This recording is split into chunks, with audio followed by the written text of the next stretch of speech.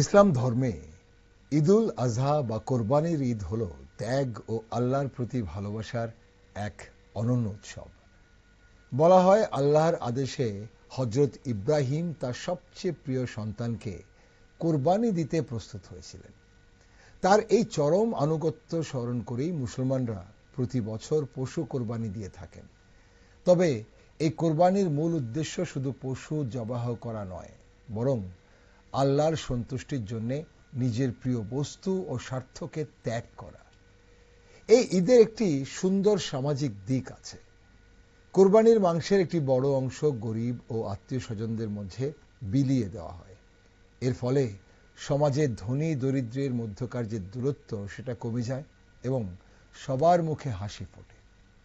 ঈদুল আজহা আমাদের শেখায় কিভাবে নিজের সুখ বিলিয়ে দিয়ে অন্যকে সুখী করতে হয়। পশুর সাথে সাথে আমাদের মনের ভেতরের হিংসা, লোভ আর অহংকারকেও কোরবানি দেওয়াই এই ঈদের আসল শিক্ষা। কিন্তু প্রশ্ন হচ্ছে, আমরা কি কেবল নিয়ম মেনে পশু কোরবানি দিচ্ছি, নাকি মনের ভেতরের খারাপ অভ্যাসগুলোকেও সত্যি সত্যি ত্যাগ করতে পারছি?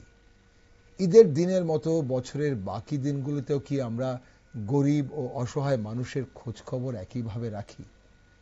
এই ঈদের ত্যাগের শিক্ষা কি আমাদের সাধারণ জীবনে আরো একটু দয়ালু ও পরোপকারী হতে সাহায্য করছে?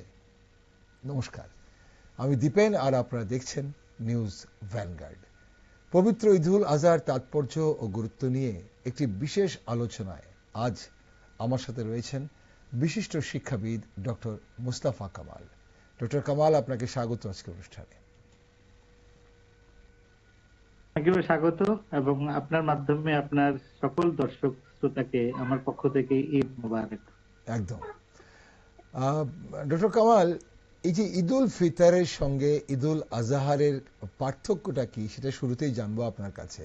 এই ঈদের সূচনা ঠিক কিভাবে হয়েছিল, আর এই হজরত ইব্রাহিম ও তার পুত্র হজরত ইসমাইলের ইতিহাসের সাথে এই ঈদের সম্পর্কটা ঠিক কি, সেটাই জানার চেষ্টা করব আপনার কাছে। অনেক ধন্যবাদ দীপেন দা। আমি প্রথমে আমাদের রাজ্যের সকল মুসলিম সম্প্রদায়ের লোকজন এর পক্ষ থেকে, নিজের পক্ষ থেকে সকল ভারতবাসীকে, বিশেষ করে আমার ত্রিপুরাবাসীকে পবিত্র ঈদ উপলক্ষে আন্তরিক শুভেচ্ছা জানাচ্ছি এবং জানাচ্ছি ঈদ মোবারক। আপনি যে প্রথমে প্রশ্নটা করেছেন যে ঈদ উল ফিতর এবং ঈদ উল আজহার মধ্যে প্রকৃত পার্থক্যটি আসলে কি? হ্যাঁ, সে হলো আমাদের মুসলিম সমাজ জীবনে, ইসলামিক জীবনের অনুশাসনের অংশ হিসেবে বছর ব্যাপী দুটো ঈদ পালন করা হয়। একটি হলো ঈদ উল ফিতর, অন্যটি হলো ঈদ উল আজহা। অনেকে বাংলায় এটাকে ভক্তি ঈদ বলেও জানে। আসলে পবিত্র রমজান মাস, আপনি জানেন যে আরবি ক্যালেন্ডারের যে রমজান মাস রয়েছে, সে রমজান মাস উপলক্ষে 30 দিন রোজা রাখার পর যে ঈদ পালিত হয়, সে ঈদটাকে ঈদ উল ফিতর বলা হয়। ঈদ উল ফিতর এই জন্য বলা হয় কারণ ওই সাদকায়ে ফিতরা নামক একটি বিশেষ অনুদান গরিবদের মাঝে বিলি করে এবং 1 মাস সিয়াম সাধনার মাধ্যমে নিজের সকল ভিতরের পঙ্কিলতাকে বিসর্জন দিয়ে আমরা ওই রমজান মাসের সিয়াম সাধনা করে সেই ঈদটি পালন করি। আর আরবি ক্যালেন্ডারের সর্বশেষ মাস, যেটাকে আমরা জিল হজ বলি, সেই জিল হজ মাসের 10 থেকে 12 তারিখ, এই 3 দিনের মধ্যে যে ঈদ পালিত হয় সারা বিশ্ব জুড়ে, সেটাকে ঈদ উল আজহা বলা হয়। ঈদ উল আজহার বিশেষত্ব হলো যে ঈদ উল ফিতরে শুধুমাত্র রমজান মাসের পরে ঈদের দিন সকালবেলা 2 রাকাত নামাজ পড়ে সেখানে আনন্দ করা হয়, বিশ্ববাসীর জন্য মোনাজাত করা হয়, সকল মানুষের জন্য মোনাজাত করা হয়, বিশ্ব কল্যাণে আল্লাহর কাছে প্রার্থনা করা হয়। আর ঈদ উল আজহার মধ্যে একটু পার্থক্য হলো, ঈদ উল আজহার দিনে আমরা সকালবেলা 2 রাকাত নামাজের পরে একটি হালাল বিশেষ পশুকে কোরবানি করা হয় এবং সেই কোরবানির মাধ্যমে এই ঈদটুকু পালন করা হয়। তাহলে মূল কথা হলো, একটি হলো রমজান মাসের পরে 1 মাস সিয়াম সাধনার পরে যে রোজা, যে ঈদ হয়, হুম, সেটাকে বলা হয় ঈদ উল ফিতর। এবং জিলহজ মাসে, অর্থাৎ হজের মাসে 10 তারিখ থেকে 12 তারিখে 3 দিন যে ঈদ পালন করা হয় সেটাকে ঈদ উল আজহা বলা হয়। আচ্ছা। তা এখন তাহলে এই যে হজরত ইব্রাহিম এবং তার পুত্র হজরত ইসমাইলের সাথে, মানে ইতিহাসের সাথে এই ঈদের সম্পর্কটা ঠিক কি? ঈদের সম্পর্কটা হলো, আল্লাহ পাক হযরত ইব্রাহিম আল্লাহকে কতটুকু ভালোবাসেন সে পরীক্ষাটা নিতে চাইলেন। আচ্ছা। তো উদ্দেশ্যে উনি বললেন যে, তুমি কি আমার নামে তোমার প্রিয় বস্তুকে কোরবানি করতে পারো? ইব্রাহিম বললেন, অবশ্যই পারি আল্লাহ। হুম, সেই জন্য উনি বিশেষভাবে অনেক কিছু করার চেষ্টা করেছেন, তার মধ্যে অনেক পশুকে কোরবানি করেছেন ইত্যাদি বিভিন্ন বিষয়ে, মানে কোরবানি করার পরেও দেখা যাচ্ছে যে আল্লাহর সেরকম সন্তুষ্টিটা পাননি। তখন পুত্র ইসমাইল খুব ছোট, সংক্ষেপে বলছি আপনাকে হুম, সকল দর্শক শ্রোতাদের জন্য, হুম, এবং পুত্র ইসমাইল ছোট, সে তার বাবাকে অর্থাৎ হযরত ইব্রাহিম আলাইহিস সালামকে বললেন যে, বাবা, আল্লাহ তো আপনার কাছে প্রিয় বস্তু কোরবানি চাইছেন, তো হুম, আপনার তো এই পৃথিবীতে সব ইসমাইল, তো আপনি আমাকে কোরবানি দেন। আচ্ছা। তখন পিতা সম্বিত ফিরে পেলেন যে, তোমাকে কোরবানি দেব। প্রথমে তো একটু আহ সামান্য বিভ্রম এই বিষয়টা ছিল, কিন্তু পুত্র ইসমাইল হাসি মুখ দেখে উনি ভাবলেন, চলো তোমাকেই কোরবানি দেই। সেই কোরবানি উপলক্ষে যেই ইসমাইলকে উনি কোরবানি করতে গেলেন, ছুরিটা চালাতে পারছিলেন না ভিতরের একটা মমতার কারণে। তখন ইসমাইল বাবাকে বললেন যে, বাবা, আপনি আপনার চোখ দুটোকে বেঁধে ফেলুন, হুম, আপনার মায়ার বন্ধনের কারণে আমার গলায় ঠিক ছুরি চালাতে পারবেন না। হুম, তখন ছেলের কথা মতো বাবা ইব্রাহিম চক্ষু বন্ধ করলেন এবং ছেলের গলায় ছুরি চালিয়ে দিচ্ছিলেন। হুম, ঠিক সে অবস্থায় আল্লাহ যখন দেখলেন যে মানে ইব্রাহিম তার প্রিয় বস্তু, তার সন্তানকে আমার নামে কোরবানি দিতে প্রস্তুত, এবং কোরবানি যে হচ্ছে, এবং কোরবানি ইব্রাহিম এবং হযরত ইসমাইল হুম, দুজনেরই অবস্থা থেকে আল্লাহ এতটাই সন্তুষ্ট হলেন, মুহূর্তের মধ্যে ইসমাইলকে সরিয়ে ফেরেশতা জিব্রাইল স্বর্গ থেকে একটি দুম্বা এনে সেখানে শুইয়ে দিলেন, যে পুত্রের পরিবর্তে আসলে একটি পশু কোরবানি হলো। তো আচ্ছা। সেই সময়কার মানে পর থেকেই হুম, এটা একটা, মানে আমাদের যে বিভিন্ন ইসলামিক রীতি রেওয়াজের মধ্যে থেকে হুম, একটি অন্যতম সেরা রেওয়াজ হিসাবে তখন থেকে এখনো পর্যন্ত এটা চলে আসছে, যে আসলে আমাদের প্রিয় বস্তুকে কোরবানি দেওয়া। ঠিক। এখানে প্রিয় বস্তু বলতে আমরা যে শুধুমাত্র যে সন্তানের পরিবর্তে কোনো পশুকে দিচ্ছি, হুম, এটা আসলে বড় কথা নয়। সন্তানের পর পৃথিবীতে আমাদের সবচেয়ে প্রিয় বস্তু হলো আমাদের অর্থ। হুম, একটা একটি পশুর নামে অর্থকে কোরবানি করা হচ্ছে। পশু হলো একটি সিম্বলিক মাত্র, সেখানে পশুটাকে কোরবানি করা হুম, আসলে হলো আমার প্রিয় জিনিস অর্থকে কোরবানি করে আমার বাহিরের পশুর চেয়ে ভেতরে যে পশু বসবাস করে প্রত্যেকটা মানুষের, হুম। সেটাকে কোরবানি করে ত্যাগ, তিতিক্ষা এবং মহিমার মধ্য দিয়েই আসলে এই উৎসব পালনের সবচেয়ে বড় গুরুত্ব বহন করে থাকে। ওকে, তাহলে এখান থেকে এই যে আপনি বললেন যে মোহাম্মদ ইসমাইলকে সরিয়ে সেখানে আল্লাহ একটি দোম্বা মানে ইয়ে করে দেন, পাঠিয়ে দেন, তাহলে এখানেই মানে এর জন্যই কোরবানি শুরু হয়, এখান থেকেই কোরবানির ইতিহাসটা। তাহলে এখন প্রশ্ন আসছে যে তাহলে সবাই কি কোরবানি দিতে পারেন, আর কোন কোন পশু দিয়ে কোরবানি দেওয়া হয়? আচ্ছা, সবাই কোরবানি করা মানে সকলের জন্য অবশ্য কর্তব্য নয়। আচ্ছা। বলা হয়েছে যাদের মানে সামর্থ্যবান, যাদের টাকা পয়সার কোনো সমস্যা নেই, ধনী ব্যক্তিরাই শুধু কোরবানি করবেন। হুম, যে গরিব মানুষ, যার কোনো অর্থ সামর্থ্য নেই, শ্রমজীবী মানুষ, তাদের জন্য কোরবানি বাধ্যতামূলক নয়। বরং যারা কোরবানি করবে হুম, তারা নিজেদের পশু থেকে প্রাপ্ত যে মাংস আছে সেটা খাবার হিসাবে গরিবদের মধ্যে বৃহত্তর স্বার্থে মানে উনি বিলিয়ে দেবেন। হুম, এবং কোরবানিকৃত পশুর চামড়া বিক্রি করে যে অর্থটা আয় করা হয়, সে অর্থটা কোরবানি কারক কখনোই নিজের জন্য খরচ করতে পারেন না। হুম, সেটা দরিদ্র মানুষের জন্য, যারা এতিম অনাথ মানুষের জন্য সেই টাকাটাও তারা ব্যয় করবেন। প্লাস পশুর একটা অংশ, সে অংশের কোনো সীমা নেই যে কতটুকু অংশ সে বিলি করবে, যতটুকু সম্ভব সে আশপাশ সমাজের সকলে যারা ঈদ করতে পারেনি হুম। সকলের মাঝে সেই ঈদের মাংসটাকে বিলিয়ে দেন। মানে এই যে আর যে যে পশু কোরবানি করা হয়, হ্যাঁ, আসলে মুসলমানদের জন্য হালাল যত প্রাণী আছে, হালাল প্রাণীর মধ্যে যেমন দুম্বা, উট, হ্যাঁ, তারপরে বকরি, ভেড়া, গরু, যে যেটা যেখানে অ্যাভেলেবল, হুম। সেটাকে যা মুসলিমদের খাবার জন্য হালাল করা হয়েছে সেটাকেই তারা কোরবানি করবে। ওকে, তাহলে এখানে আপনার কথা অনুযায়ী কোরবানির মাংস বন্টন করার সঠিক কোনো মানে সেই নির্দেশ সূচি নেই, তাহলে ইসলামে মানে সুনির্দিষ্ট কোনো অনুপাত বা নিয়মে ভাগ করে দিতে হবে এমন কোনো কথা উল্লেখ নেই। হ্যাঁ, ব্যাপারটা হলো যে অনেকেই বলে থাকেন যে কোরবানির পশুটাকে 3 ভাগ করে তার 1 ভাগ অংশ বিলিয়ে দেওয়া, হুম, কেউ কেউ বলেন অর্ধেকটা মাংসকে বিলিয়ে দেওয়া।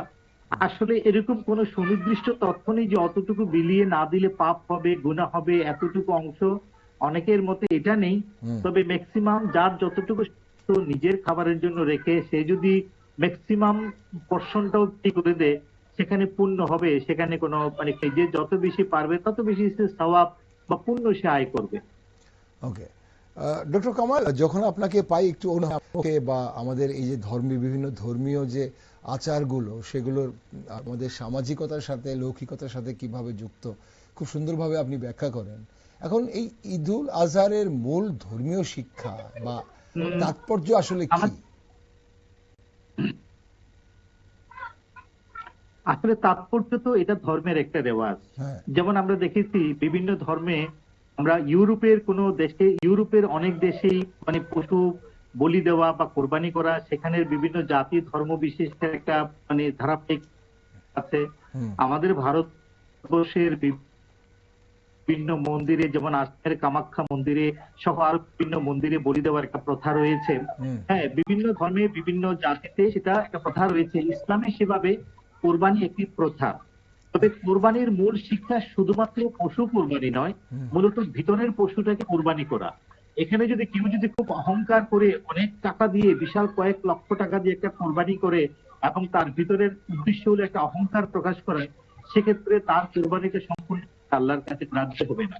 আচ্ছা, এখানে কোরবানি মানে হলো ত্যাগ, কোরবানি মানে হলো তিতিক্ষা, কোরবানি মানে হলো একটা মহিমা, যে নিজের জীবনের সকল পাপ পঙ্কিলতা যত চিন্তা আছে সেগুলোকে কোরবানি করা।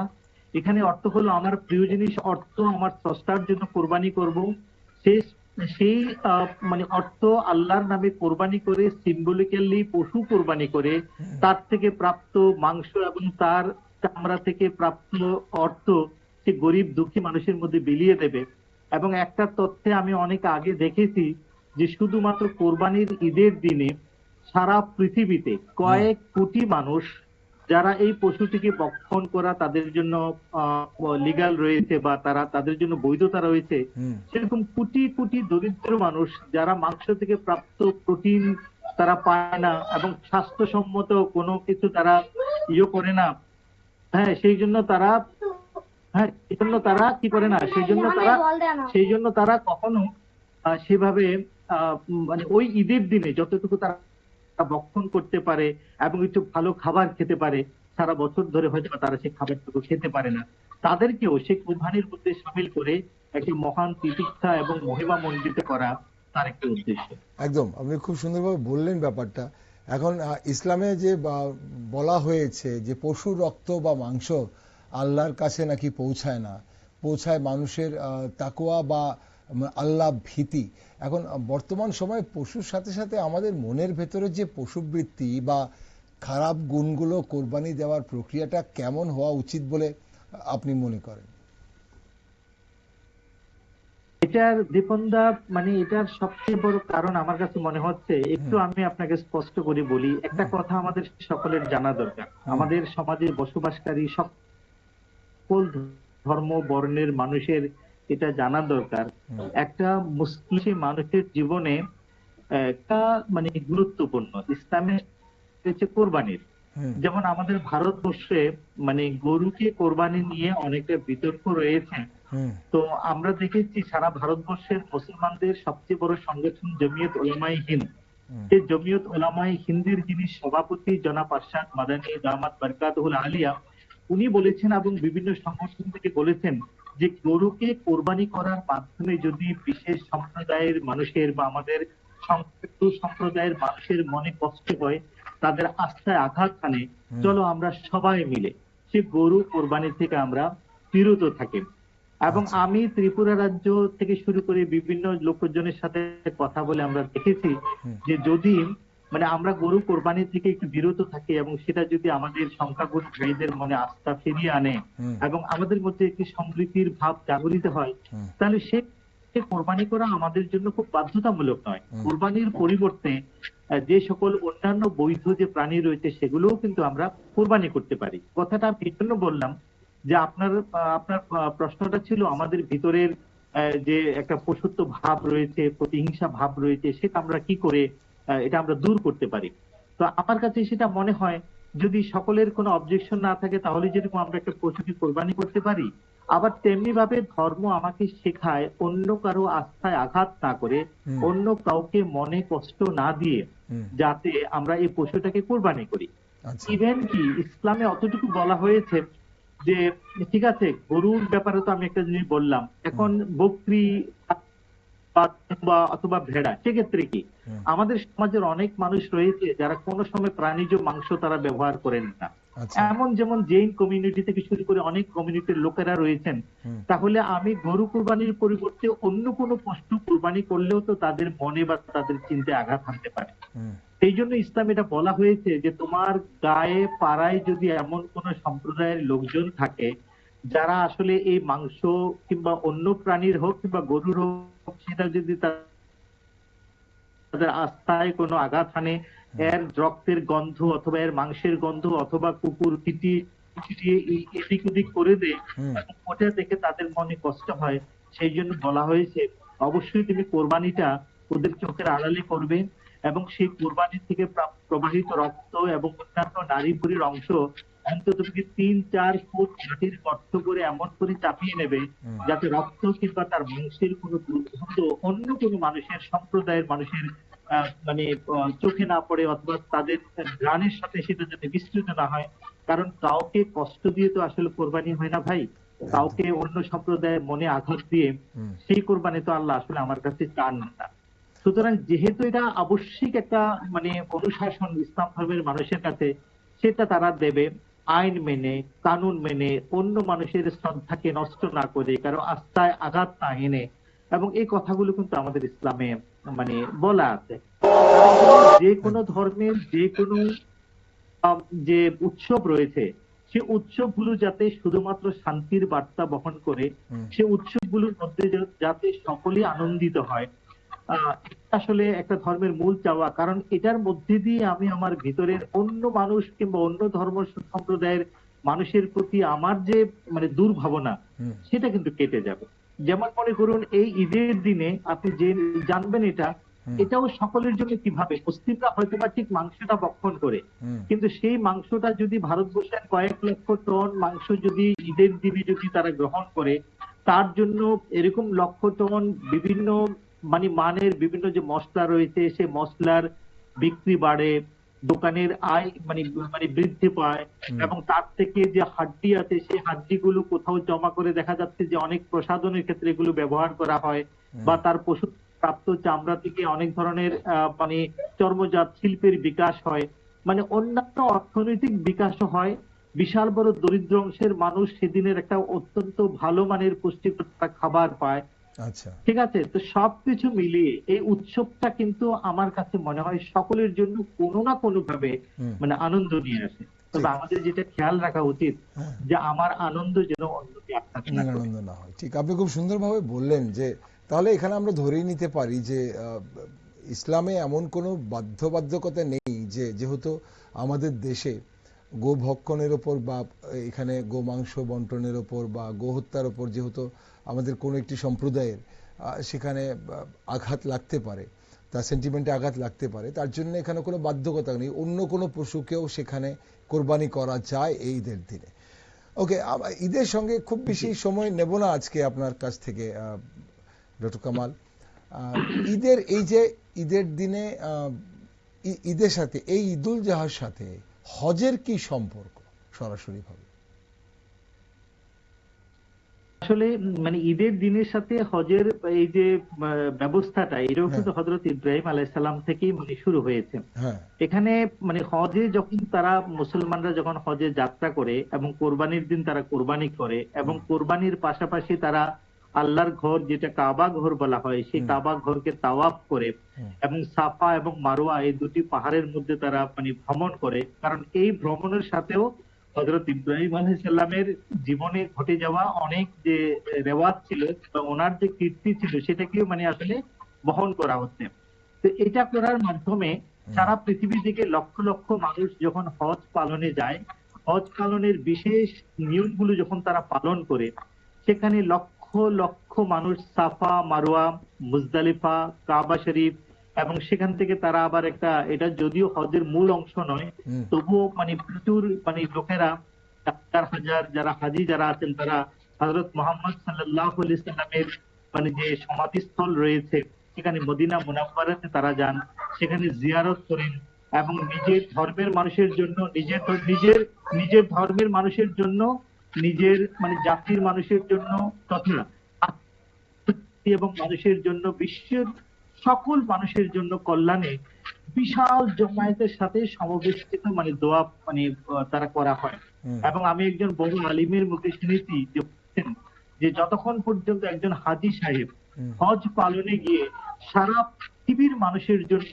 সারা বিশ্বের কল্যাণের জন্য দোয়া না করেন, হুম, ততক্ষণ পর্যন্ত তার ব্যক্তির স্বার্থের জন্য সে দোয়াটা আল্লাহ পাক গ্রহণ করেন না, করেন না।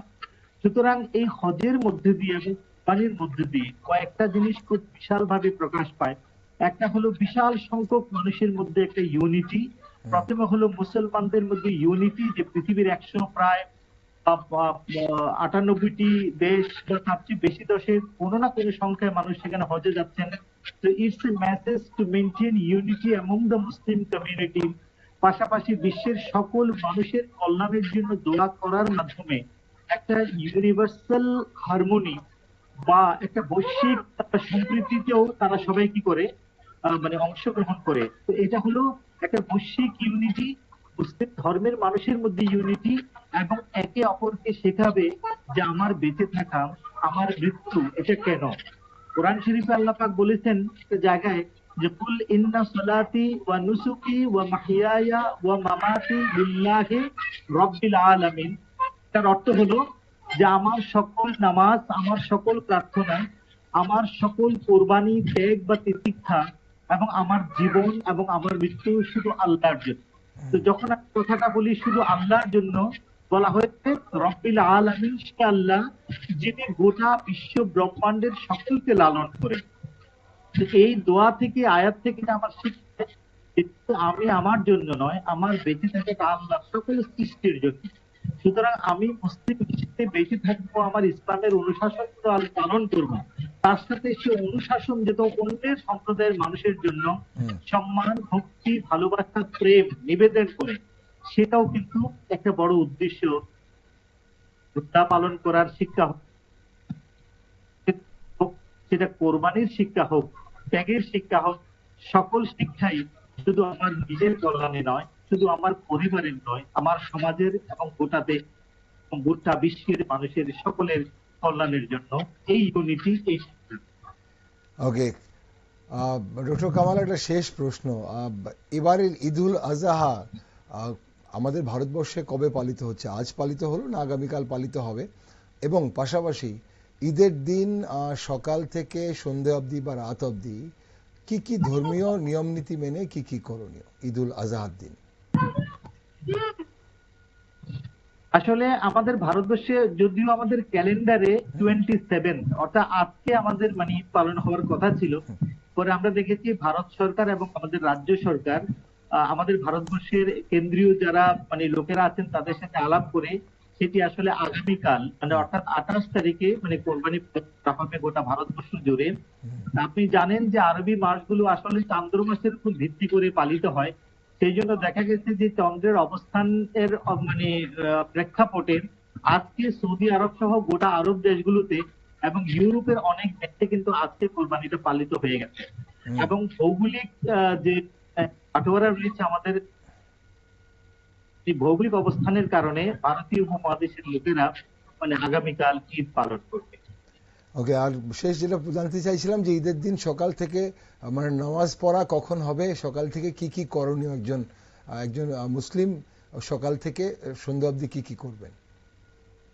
জি, প্রথমে তো হলো যে ঈদের আগের দিন বিকেল থেকে আসরের নামাজের পর থেকে আমাদের একটা দোয়া পড়তে হয়, আল্লাহু আকবার আল্লাহু আকবার লা ইলাহা ইল্লাল্লাহ আল্লাহু আকবার আল্লাহু আকবার লাহিল হামদ। এই দোয়াটার মানে হলো আল্লাহ মহান, আল্লাহ মহান, আল্লাহ বড়। হ্যাঁ, এবং আল্লাহর জন্য সকল প্রশংসা, যিনি আমাদের সকলকে লালন করেন, এবং ওনার জন্যই আমাদের সকল প্রশংসা। এই দোয়াটা প্রত্যেকবার নামাজের পরে, ফরজ নামাজের পরে এটা পড়ে নিতে হয়।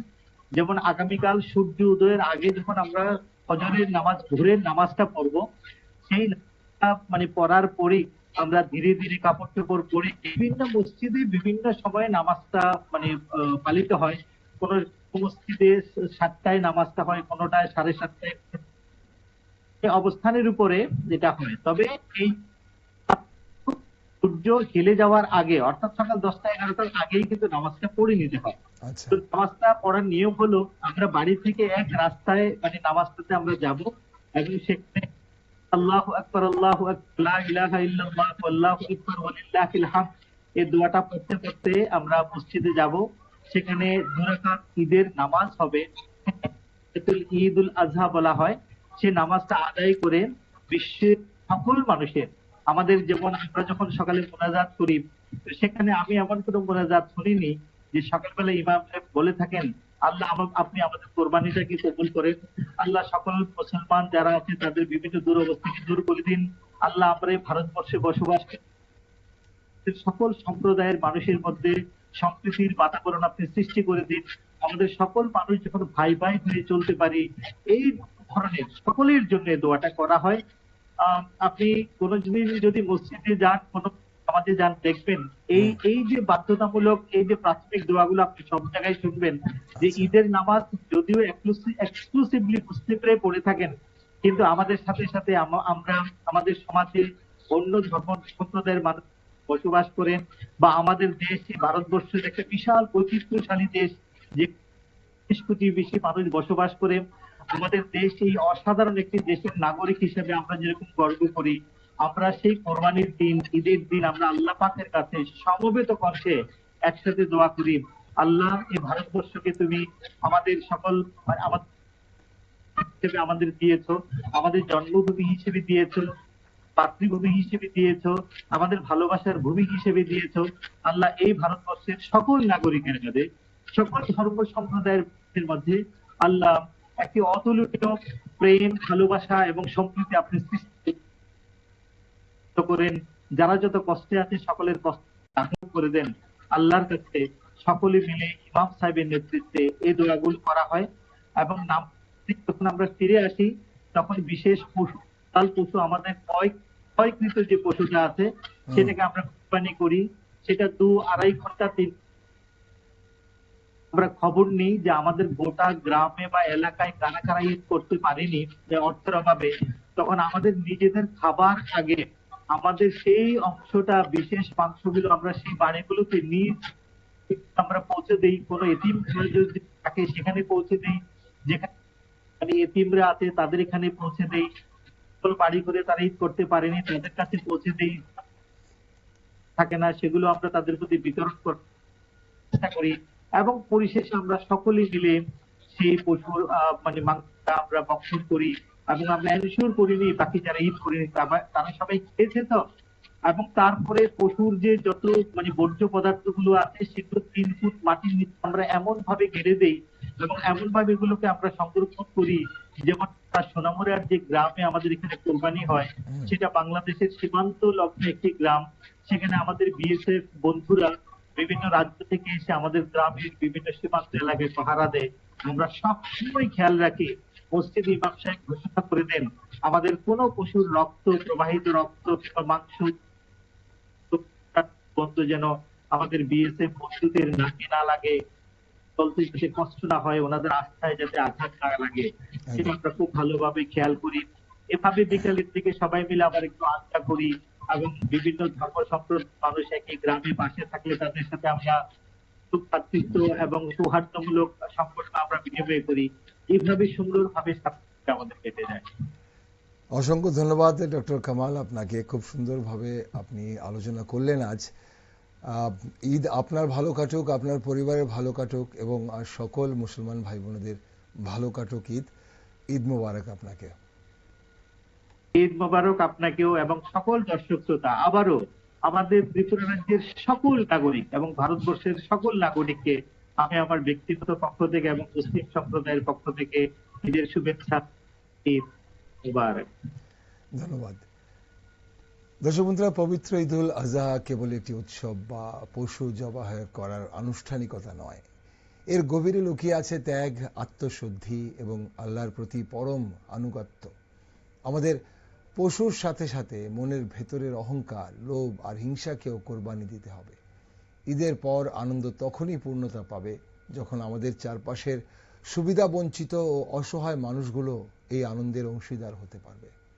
হজের বৈশ্বিক ভ্রাতৃত্ববোধ আর কোরবানির সামাজিক সহমর্মিতা যেন শুধু একটি দিনেই সীমাবদ্ধ না থাকে, বরং বছরের প্রতিটি দিন আমাদের জীবনকে আলোকিত করে। এই প্রত্যাশাই রইল। সবাইকে পবিত্র ঈদুল আজহার অগ্রিম শুভেচ্ছা। ঈদ মোবারক। সঙ্গে থাকুন, আর সব নিউজ আপডেট ও টকশো দেখার জন্য চোখ রাখুন শুধুমাত্র news ভ্যানগার্ডে।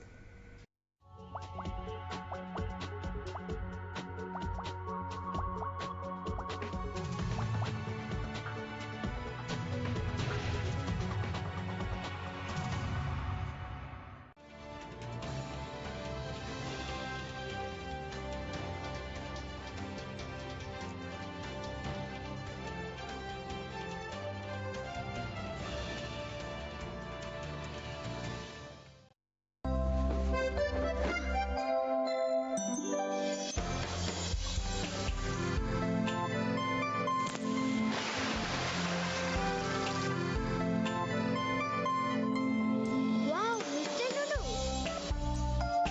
Pran Mr. Noodles. Taste the flavor of love. Great new look, same great taste. Your favorite power is now Prawn Power. Prawn Power, sip into action. Riya, ডাকছিলে বাবা?